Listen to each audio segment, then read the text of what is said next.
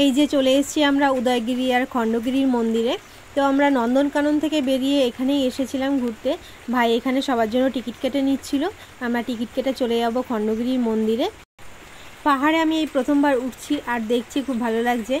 আর সিঁড়িগুলো খুব খাড়া খাড়া, আর বাসটা অনেকটা আগে দাঁড় করিয়েছিল, সেই জন্য আমার পায়ে ব্যথা হয়ে গেছিলো, যেহেতু রাস্তাটা ঢালু থেকে উঁচুতে আসতে হয় সেই জন্য।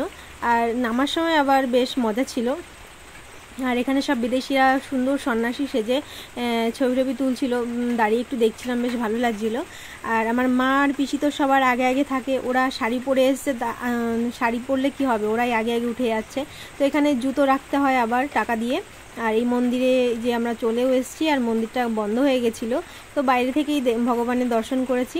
আবার নামছি, দেখো আমার মা আর পিসি কি সুন্দর নেমে যাচ্ছে। আমারই ভয় লাগছিল নামার সময়, এতটা উঁচু, আর ভিউটা খুব সুন্দর ছিল।